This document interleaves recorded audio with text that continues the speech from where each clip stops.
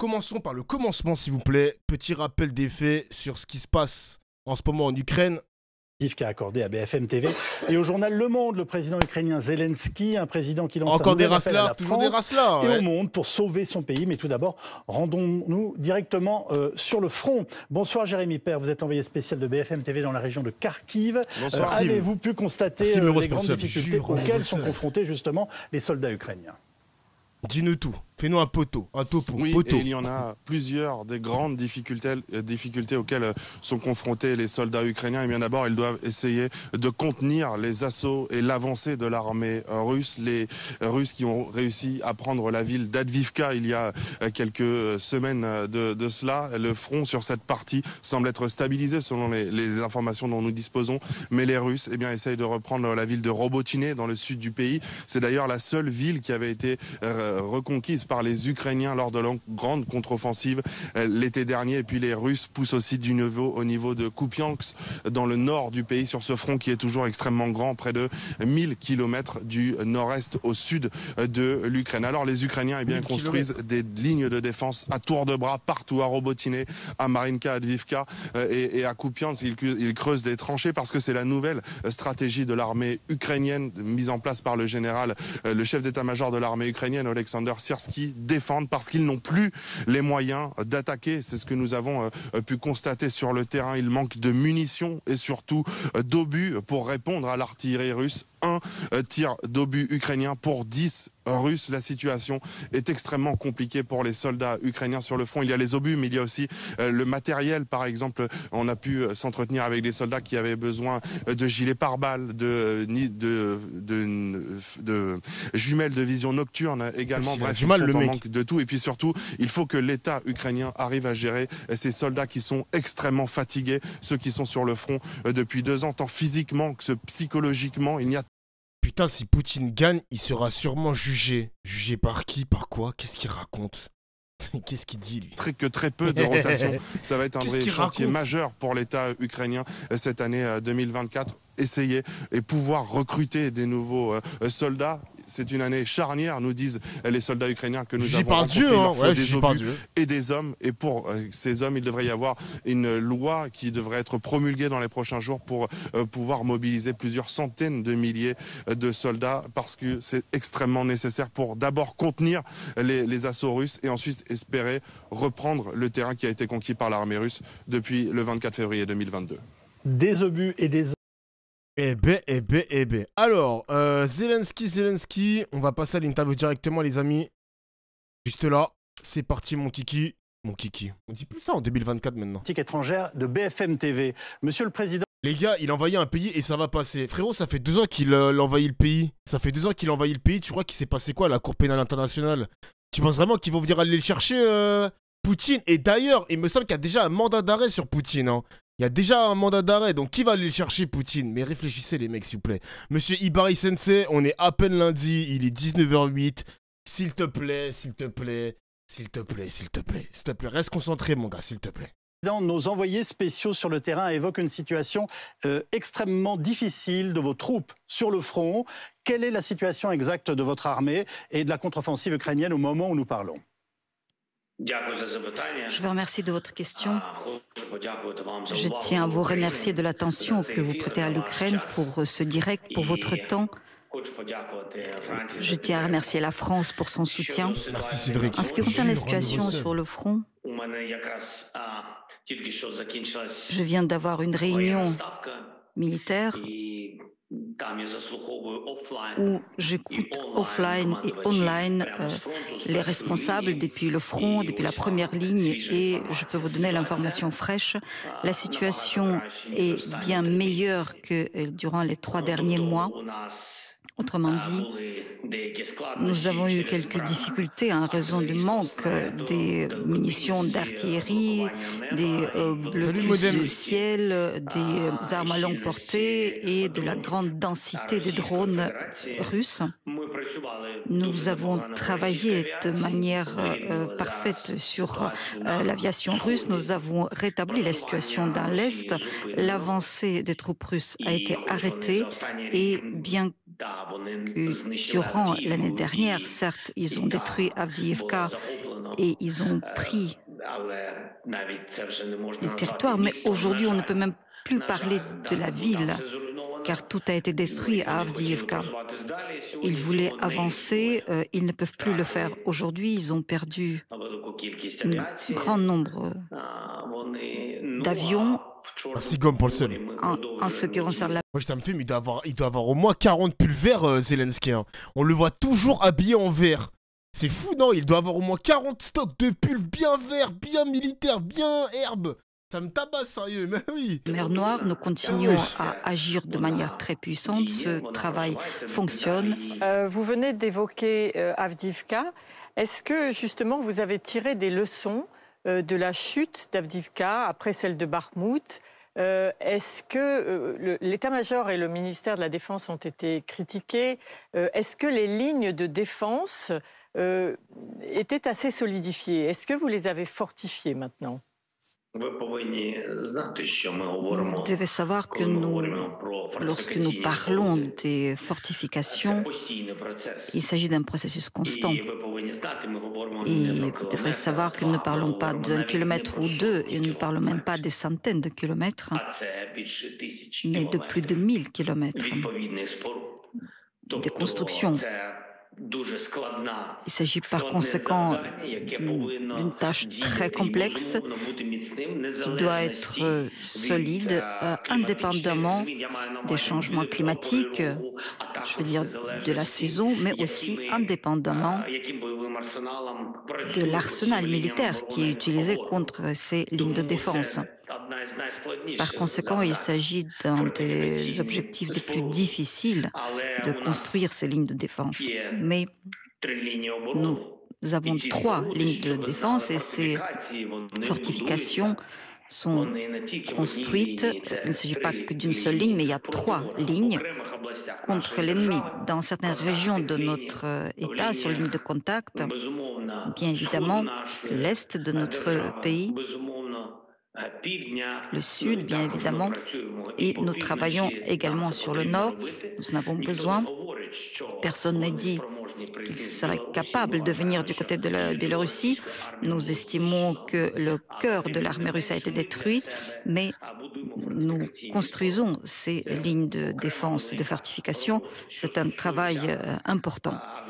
En ce qui concerne Avdiivka, ce que vous avez évoqué, vous devez comprendre comment cela s'est passé. Lorsque l'ennemi se tient à distance de sa portée d'armes, alors que ta possibilité de tirer est de distance 2 fois moindre, au minimum 2 fois moindre, alors tout ce que fait la Russie de manière constante, c'est de ne pas juste avancer, ce n'est pas juste des armées courageuses. C'est d'abord qu'on envoie les bombes d'aviation, il y a l'artillerie à longue portée, ensuite l'artillerie, tout cela, ils ont 20 km de plus que nous, tout armement confondu, même l'artillerie simple, ils ont plus de 20 km alors que nous ne dépassons pas 20 km.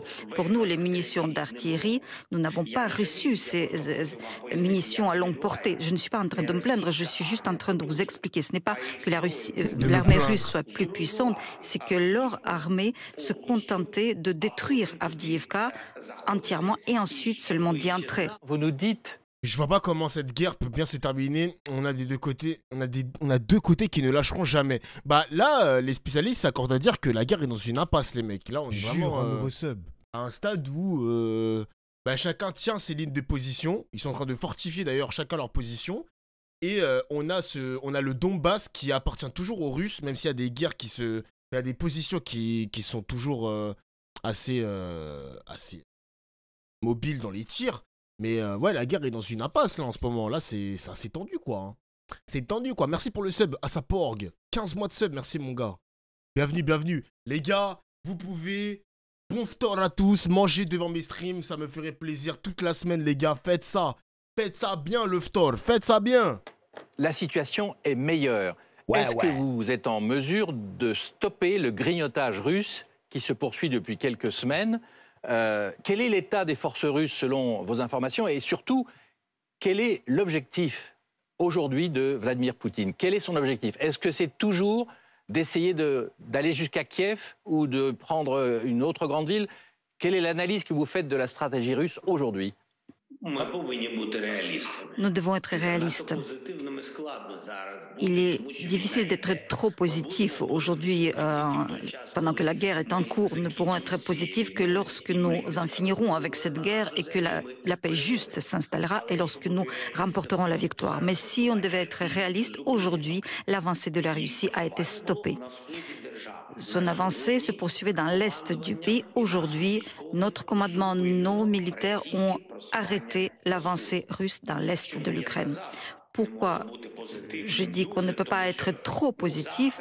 C'est parce que peut-être demain ou d'ici une semaine ou un mois, il pourrait recevoir d'autres millions d'artillerie ou pourrait compliquer nos positions si, par exemple, ils auraient ces munitions alors que nous, les munitions sur lesquelles nous avons compté ne seraient toujours pas livrées. C'est de cela que je parle. Mais aujourd'hui, en ce qui concerne la tactique, leur avancée est arrêtée et ils sont en train de perdre un grand nombre en forces vives. Monsieur le Président, la semaine dernière, alors que vous étiez à Odessa, aux côtés du Premier ministre grec, une frappe de missile est tombée à quelques centaines de mètres de vous. Pensez-vous que Vladimir Poutine a tenté de vous éliminer? Avait-il envie de tirer sur moi ou avait-il l'intention d'autres?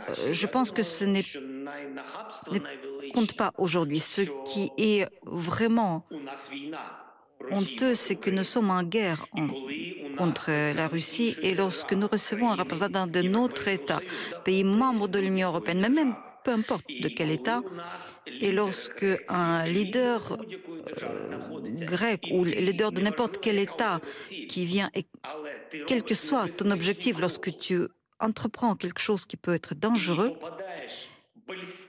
et que tu frappes avec un missile de croisière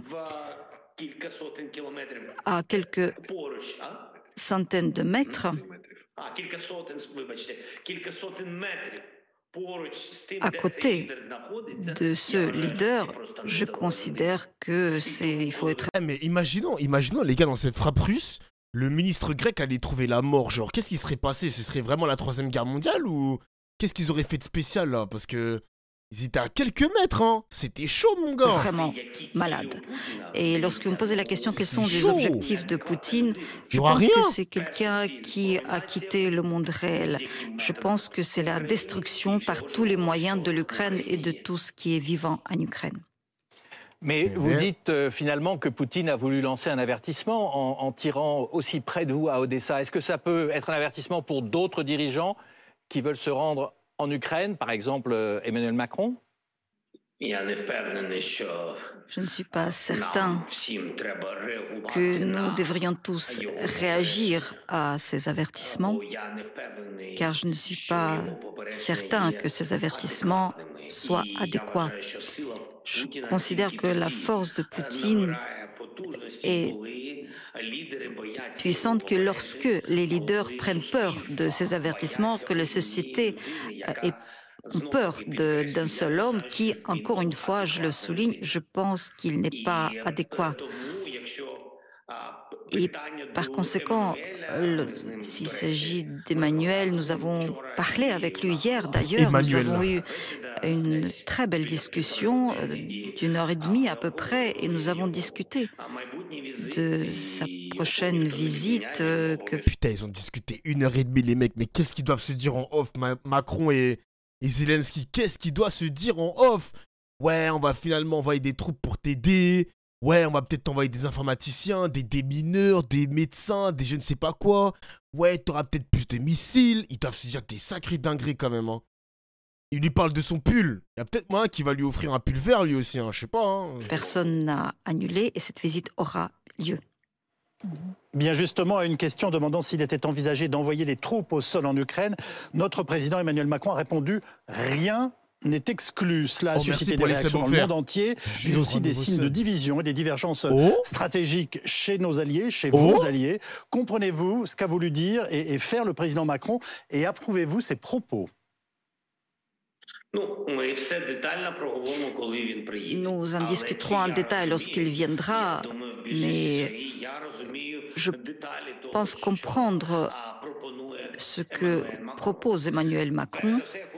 Tout d'abord, je voudrais remercier pour cet accord bilatéral de sécurité que nous avons signé déjà avec 5 pays de G7. Il s'agit d'un document de garantie de sécurité, de coopération dans le domaine de sécurité et de défense. C'est un document très important, nous pourrons en parler, mais ce qui est important, ce qui compte surtout, c'est qu'il y a des points qui ont été discutés lors de la réunion organisée par le président Macron. C'est tout d'abord la cybersécurité, cyberdéfense. Je pense qu'il n'y a rien de nouveau là-dedans et je peux être franc avec vous. Sa proposition est positive car dans la cyberdéfense, je ne vais pas donner tous les partenaires, mais nous travaillons déjà avec un certain nombre de partenaires dans le domaine de cyberdéfense. Ce n'est pas une question de présence de l'armée en Ukraine, ce sont des spécialistes qui travaillent, qui échangent des données, des échanges de renseignements, etc. Il veut seulement que dans ces échanges de renseignements et des moyens techniques, l'Ukraine ne se retrouve pas seule ou que l'Ukraine ne soit pas face à un ou deux partenaires. Il voulait avoir une sorte d'union autour de l'Ukraine et je n'y vois aucun risque.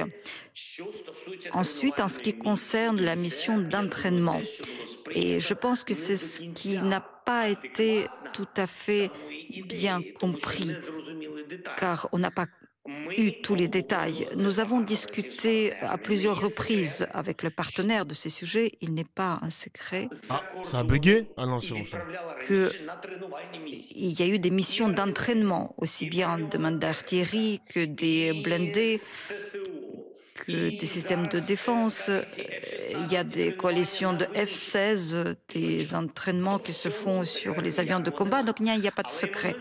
Mais Emmanuel sait très bien, de ma part, que lorsque nous envoyons nos troupes là-bas, et c'est la première fois que j'en parle, lorsque nous envoyons nos militaires là-bas et lorsqu'ils revenaient, grâce aux entraînements reçus dans différentes missions de différents pays, ils devaient s'adapter aussi en Ukraine et poursuivre leurs entraînements en Ukraine. Et ce processus était 2 fois plus long entre le moment où vous envoyez quelqu'un pour les entraînements et la possibilité réelle de s'en servir sur le champ de bataille. Par conséquent, la proposition de réduire ce temps, de faire cette mission d'entraînement en Ukraine directement en adaptant tout cela à l'état de guerre, je pense que là, il n'y a rien de mauvais. Je ne pense pas que cela voulait dire que l'armée française devait venir en Ukraine. Ne parlons que des processus d'entraînement. Des gens, des inspecteurs d'entraînement. Putain, il aurait pu dire que ça l'arrangerait. Hein. Moi, ça m'arrange d'avoir des militaires français sur mon sol pour porter assistance et tout, et tirer dans le tas. Ça m'arrangerait, genre. Ça l'arrangerait, pardon. De toute façon, il y aura 0 gagnante pour cette guerre, aussi bien pour les principaux concernés que les bouffons comme nous qui fournissent des armes. C'est vrai que la France est le 2e exportateur d'armes au monde, les mecs. On est devant la Russie, devant la Chine, je crois. Cocorico, les gars, on est dans le 2e. Dans le top 2, quoi. Voilà. Entraînement, etc. Et c'est normal. Cela peut se faire dans différents domaines de cyberdéfense, de renseignement, que d'entraînement sur les engins. Et je tirerai votre attention également sur le fait que lorsque nous parlons de la coproduction, et là, la proposition d'Emmanuel a été aussi, à mon avis, très juste, et je n'ai parlé avec lui, j'avais donné l'exemple des Césars. Ou bien, si vous voulez, on peut parler non seulement de l'équipement français, mais d'autres, des léopards, etc. Donc, par exemple, on prend le char léopard allemand et le César, donc l'artillerie française. Dans les 2 cas, lorsque nous recevions ces armements en Ukraine, les entraînements se faisaient à l'étranger, les gens revenaient en Ukraine, s'adaptaient. C'était déjà des militaires de combat, uniquement des Ukrainiens. Par exemple, l'engin en question a un incident et on renvoyait en Europe ces engins dans différents pays et c'était réparé non pas en Ukraine mais à l'étranger. Et cela a été de nouveau un long processus. Alors pourquoi ne pas réfléchir à ce que le personnel technique puisse venir en Ukraine, pour que c'est l'Ukraine qui soit détentrice de la licence, pour que cette coproduction qui est dans l'intérêt des deux pays, dans le cas de César, c'est donc dans l'intérêt de l'Ukraine et de la France, puisque le César s'est montré de manière très efficace sur le champ de bataille, eh bien le prix, la cote de César a augmenté. Et là, c'est la France qui gagne, et c'est parfaitement normal, car, bon, pardonnez-moi d'être aussi franc, mais pour un armement, la meilleure publicité, c'est comment cet armement se montre sur le champ de bataille, pas de manière théorique, mais de manière pratique. C'est quoi les Césars? Par conséquent, les propositions qui avaient été faites d'envoyer du personnel pour la coproduction, pour l'entraînement, je ne vois rien de terrifiant là-dedans. En fait, le fait qu'il ait dit qu'on ne puisse rien exclure, je pense que tout d'abord c'est lié avec Poutine, car tant que l'Ukraine est là, tant que l'Ukraine tient, l'armée française peut rester sur le territoire français. Mais si Poutine parvient à aller et attaquer un autre pays de l'OTAN, eh bien ce sont des pays de l'OTAN qui seraient amenés à décider comment, en quelle quantité devraient-ils envoyer ou pas leur armée et les armées entières, les bataillons, pour la guerre sur le territoire de ce pays membre de l'OTAN. Monsieur le Président, justement à propos du président Macron, l'an dernier, vous avez dit qu'il avait changé pour de bon. Mais maintenant, il va plus loin que l'an dernier. Il parle de la nécessité d'une défaite de la Russie. C'est la première fois qu'il a employé ce mot. Il dit qu'il ne doit plus y avoir de limites dans l'engagement européen. Est-ce qu'il a encore changé? À quoi est-ce que vous attribuez cette évolution chez lui? Tout d'abord, il comprend profondément en détail la guerre qui se déroule en Ukraine. Ensuite, depuis ce temps, il comprend dans les moindres détails, donc en ce qui concerne les munitions, les armements, de ce que représente l'armée ukrainienne, mais il comprend parfaitement également l'armée française, les armements dont elle dispose. Et je peux vous dire que je pense qu'il a tant que l'Ukraine tient, l'armée française peut rester en France. Compris que Poutine l'a trompé personnellement. Outre le fait qu'il y a eu cette intervention à grande échelle, il a donné sa parole personnellement, envoyé des messages à certains leaders qu'il n'y aurait pas d'intervention à grande échelle. Quelques jours avant. Et il a trompé Emmanuel Macron et je pense que c'est pour cela qu'il en sait beaucoup plus et fait moins confiance à Poutine. Je pense même qu'il ne lui fait plus confiance. Effectivement, il a fallu un certain temps, mais le résultat est là. Et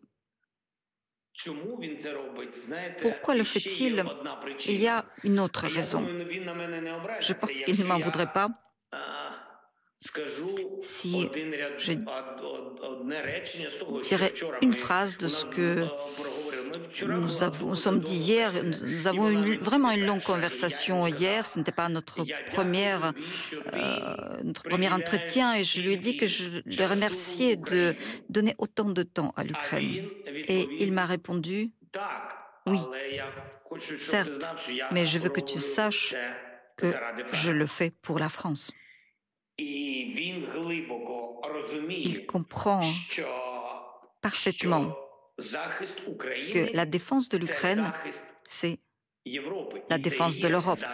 Et c'est tout à fait le cas. Et c'est la défense de la France. Chaque État de l'Europe et du continent européen est protégé. Et je pense que c'est à cela qu'il est arrivé. Vous avez bien sûr vu cette déclaration du pape hier qui a